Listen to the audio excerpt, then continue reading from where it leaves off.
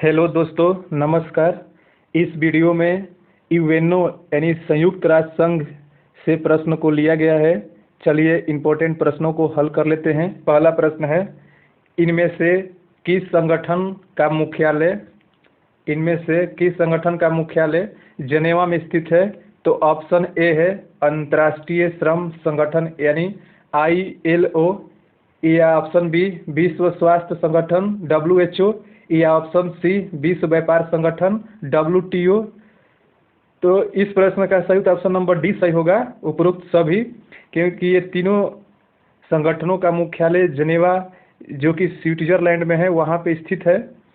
तो इसका एक गठन देख लेते हैं कब कब हुआ है। तो अंतर्राष्ट्रीय श्रम संगठन यानी ILO का गठन 1919 में हुआ है और विश्व स्वास्थ्य संगठन का गठन 1948 में हुआ है और विश्व व्यापार संगठन WTO का गठन 1 जनवरी 1995 को हुआ है। ये गेट का स्थान लिया है, जो गेट व्यापार का एक संगठन था उसका यह स्थान विश्व व्यापार संगठन इन WTO ने लिया है। ये तीनों का मुख्यालय जेनेवा में है। अगला प्रश्न देख लेते हैं, निम्नलिखित संगठनों में किसका मुख्यालय वियना में है? इसका बताना है कि नहीं, ये देख लीजिए वियना में नहीं है। इसका बताना है कि निम्नलिखित ये संगठन दिए हुए हैं, इनका मुख्यालय इनमें से किसका मुख्यालय वियना में नहीं है, यानी 3 का इसमें वियना में होगा और 1 का वियना में नहीं होगा। तो ऑप्शन देख लेते हैं। ऑप्शन ए है रासायनिक हथियार निषेध संगठन OPCW, या व्यापक परमाणु परीक्षण प्रतिबंध संधि संगठन CTBT, या ऑप्शन सी संयुक्त राष्ट्र औद्योगिक विकास संगठन UNIDO, या ऑप्शन डी अंतर्राष्ट्रीय परमाणु ऊर्जा अभिकरण IAEA। इन चारों में से बताना है कि किसका मुख्यालय वियना में नहीं है। वियना जो है ऑस्ट्रिया की राजधानी है, यानी ऑस्ट्रिया में वियना है और वियना में इनमें से किसका एक मुख्यालय नहीं है। तो इस प्रश्न का सही ऑप्शन नंबर ए सही होगा। रासायनिक हथियार निषेध संगठन का जो मुख्यालय है, इसका मुख्यालय द हेग में है। इसका हेग में मुख्यालय, इसलिए इस प्रश्न का सही ऑप्शन नंबर ए सही होगा। जबकि इसका गठन 1997 में हुआ है और CTBT का 1996 में हुआ है। CTBT का 1996 में हुआ है और ये जो अंतर्राष्ट्रीय परमाणु ऊर्जा अभिकरण है, इसका गठन 1957 में हुआ है। और जो संयुक्त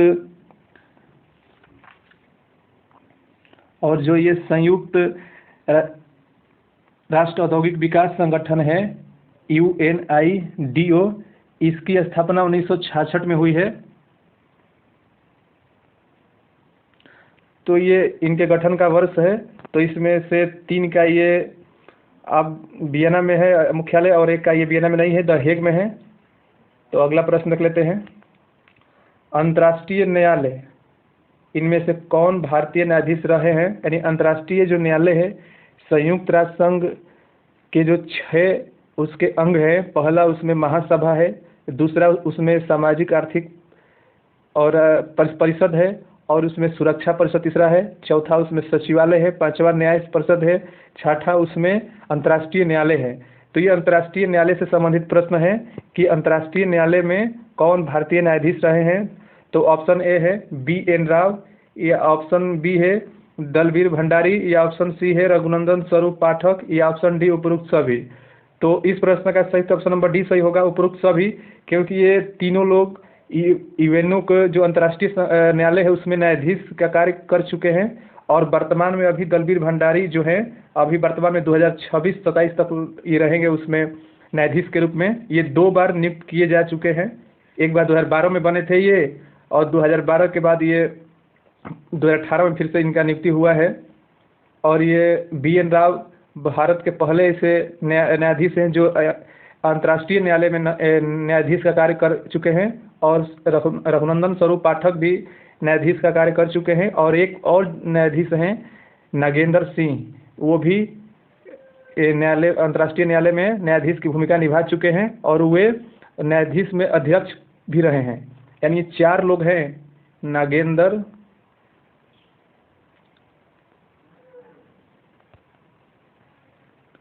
ये नागेंद्र जो सिंह है, ये 2 बार ये अध्यक्ष पद पर भी कार्य कर चुके हैं, और ये दलवीर भंडारी जो हैं ये 2 बार न्यायाधीश रह चुके हैं। ये 4 लोग भारत के हैं और ये अंतर्राष्ट्रीय न्यायालय में कार्य कर चुके हैं। अगला प्रश्न, सुरक्षा परिषद में मूल रूप से कितने सदस्य थे?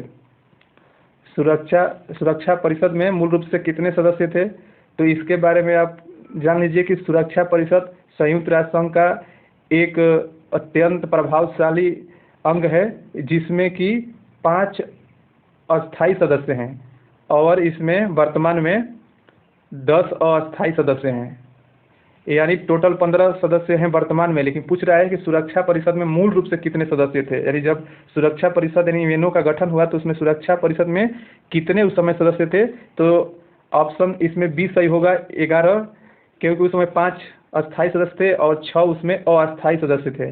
जैसा कि आप जानते हैं कि जो 5 अस्थायी सदस्य हैं ये इनको वीटो प्राप्त है और 10 अस्थायी सदस्य को वीटो प्राप्त नहीं है। तो वर्तमान में 15 है और मूल रूप से 11 थे, इसलिए ऑप्शन नंबर बी सही होगा। और ये 5 अस्थायी सदस्य जो हैं इसमें अमेरिका है, रूस है, चीन है और फ्रांस है और ब्रिटेन है। ये 5 सदस्य देश हैं जिनको सुरक्षा परिषद में अस्थायी सदस्यता प्राप्त है और इनको वीटो प्राप्त है। और 10 हर एक 2 साल के लिए इनको सदस्यता मिलती है और अलग अलग महादेश से और देश से इनको नियुक्ति मिलती है सुरक्षा परिषद में। और ये इसमें और जान लीजिए इसके बारे में कि इस सुरक्षा परिषद में भारत अभी तक 8 बार प्रतिनिधित्व कर चुका है, अध्यक्षता के अध्यक्ष भी इसमें बना है और 8 बार इसका सदस्य भी बना है।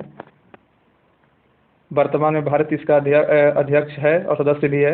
अगला प्रश्न, संयुक्त राष्ट्र संघ की महासभा में अध्यक्ष 1953 में किसे चुना गया था? संयुक्त राष्ट्र की जो महासभा है, जो महासभा इसका अंग है, उसका अध्यक्ष 1953 में किसे चुना गया था? तो ऑप्शन ए देख लेते हैं, Krishna Menon, option B doctor Radhakrishnan, option C Vijaya Lakshmi Pandit और ऑप्शन डी इनमें से कोई नहीं।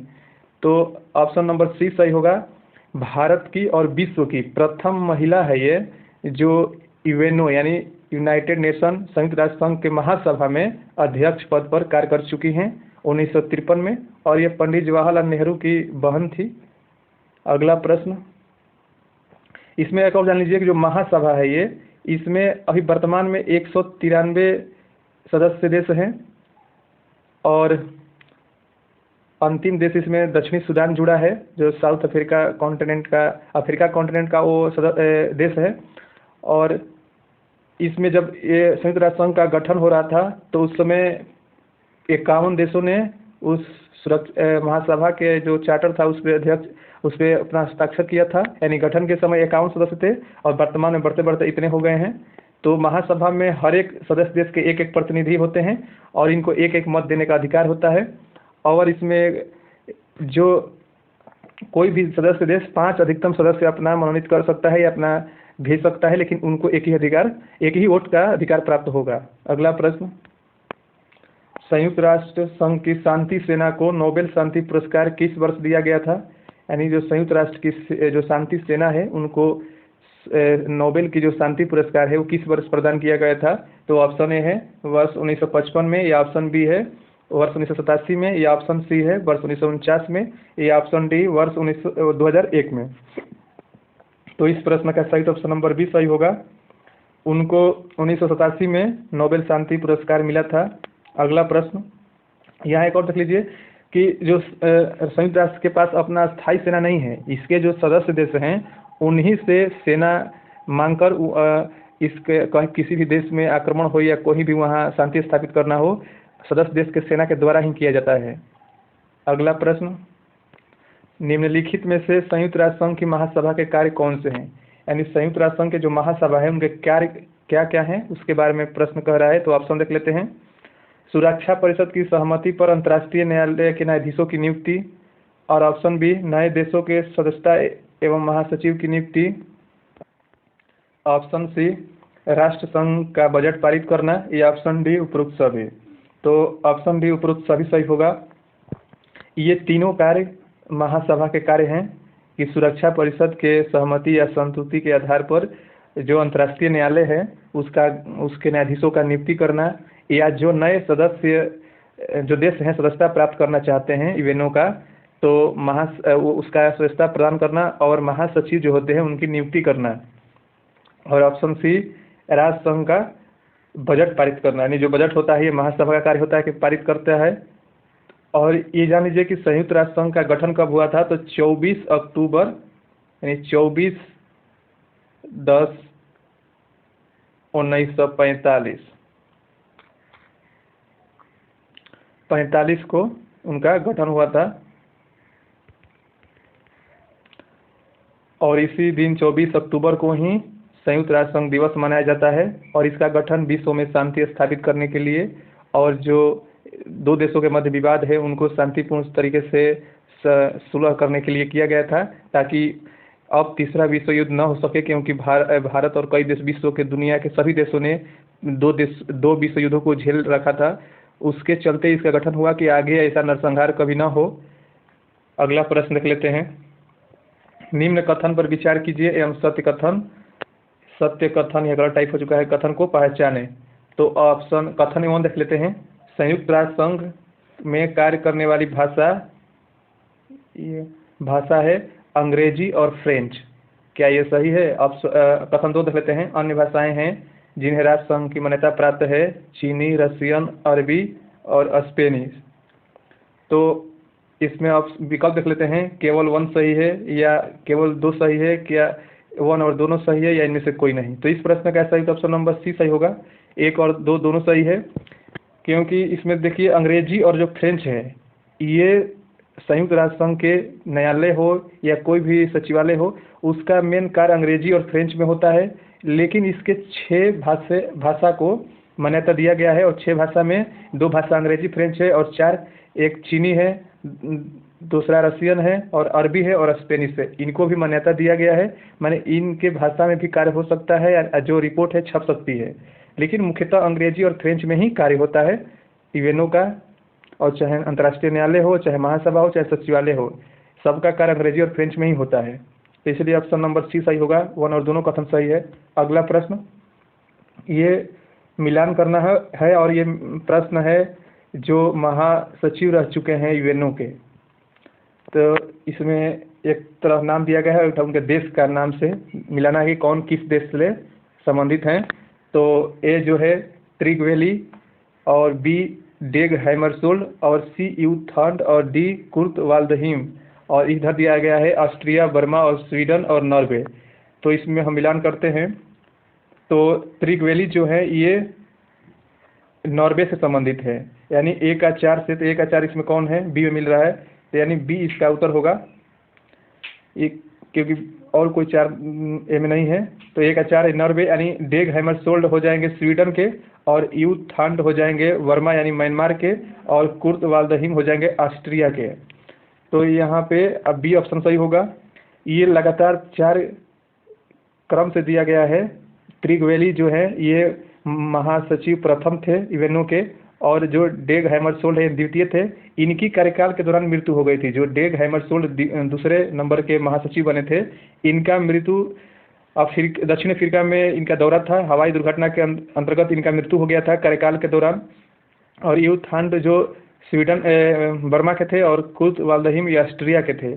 और इसी में क्रम से आप जान लीजिए कि जो 5वां थे वो 5वां जेवियर पेरेज दो पेरू के हैं, और 6ठा हैं बुतरस घाली जो मिस्र के रहने वाले थे, और 7वां है कोफी आनंद जो घाना के रहने वाले हैं, और जो वर्तमान में थे उनसे कुछ पहले रहे हैं बान की मून जो दक्षिण कोरिया से संबंधित है, और वर्तमान में संयुक्त राष्ट्र संघ के महासचिव हैं एंटोनियो गुटेरस जो कि पुर्तगाल से संबंधित है। 2017 से अभी तक उनका कार्यकाल चल रहा है।